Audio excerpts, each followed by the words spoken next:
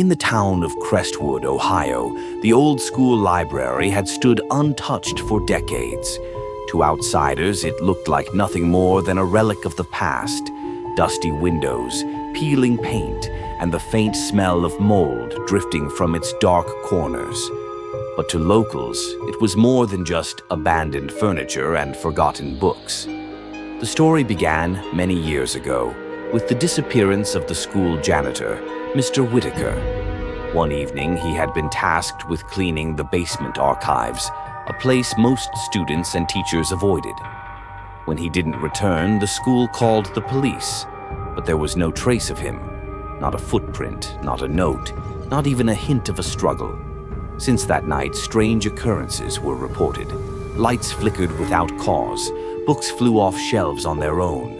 Whispers echoed in empty hallways, repeating names that didn't belong to anyone present. Teachers dismissed it as superstition. Students, well, they learned quickly to avoid the library after dark. That's where Sarah and her friends came in. Like any teenagers daring each other to prove bravery, they decided to explore the library one Saturday night. Armed with flashlights and their own nervous excitement, they crept through the main doors, which groaned like a wounded animal. The air inside was thick, heavy with dust and decay. Every step kicked up tiny clouds that danced in the flashlight beams. Sarah led the group down the narrow aisles of shelves, her heart hammering with anticipation. "Did you hear that?" whispered Mike, the skeptic of the group. "I don't hear anything," Sarah replied, trying to steady her own voice. But then it happened. A book slammed onto the floor behind them. Not gently, not accidentally. It fell as if thrown by an invisible hand. "Maybe it's just the wind," Mike suggested weakly, though his voice betrayed his fear. "No windows open," Sarah whispered. Her flashlight flickered. A chill ran down her spine. The temperature dropped suddenly, as if the library had exhaled an icy breath. The friends pressed on, descending into the basement archives, the very place where Mr. Whitaker vanished years ago.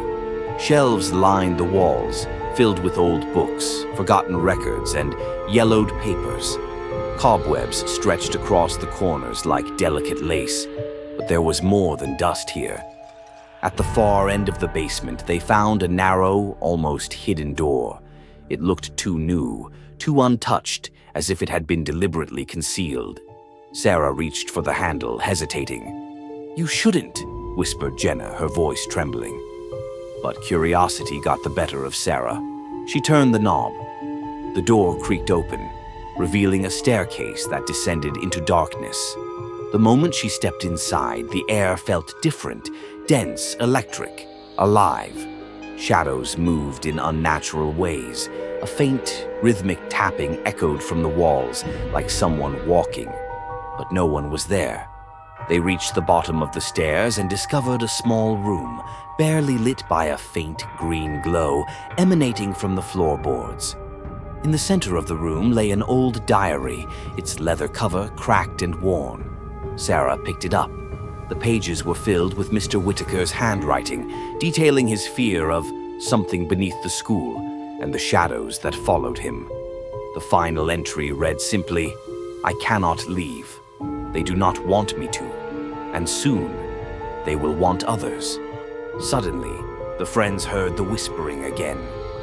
Louder this time. It wasn't coming from anywhere outside them.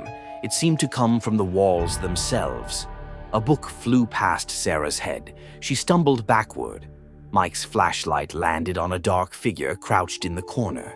Featureless, shadowy, yet unmistakably alive. "Run!" Sarah screamed. They bolted up the stairs, tripping over debris, knocking over stacks of books. The door slammed shut behind them as if it had never been opened. Outside, the night was still and silent, and the library looked exactly as it had when they first arrived. Untouched, empty, waiting.